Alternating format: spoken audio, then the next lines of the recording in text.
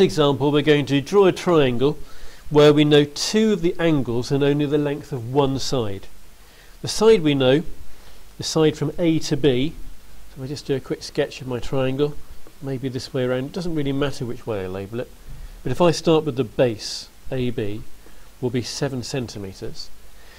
Good thing to do, a sensible thing to do, is to make sure you give yourself at least 7 centimetres space down the page.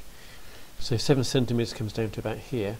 So if I start drawing my baseline, my AB line, at about that level on the page, 7 centimetres long, 7 centimetres, I'll label that as being A and that as being B. Sorry, you didn't see that. I'll move that up again.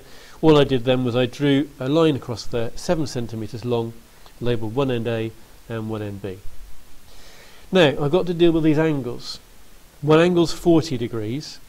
Now that's the angle at A. It's always the middle letter of these three letter groupings you look at. So the angle at A is 40 degrees. That's that angle there. So I'll get my angle measurer, my protractor, whatever you want to call it. Let me just pick it up a minute. And make sure I put the T bit there, right on the end of that line. And I need the naught and that line there to the naught over my pencil line.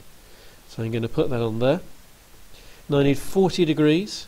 My naught on my line is here, so I'm going this way around.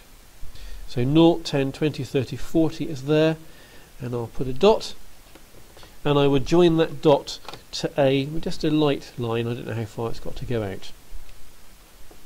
Now I know the other angle, the angle at B, because B is the middle of these three letters here, the angle at B is 65 degrees. So I need to get my angle measurer, again put that T bit on the end of the line at B and make sure that printed line is over my pencil line. Now this time the naught here isn't on my line, this is the naught that's on my line, so I use these outer numbers and I need to go around here to 65, so 10, 20, 30, 40, 50, 60, 65 is there.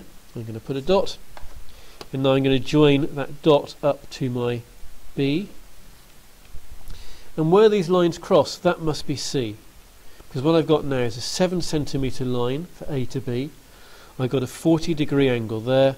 I've got a 65 degree angle here. You can check anything you want to with the angle measurer. Check again, is that 65? And put it there.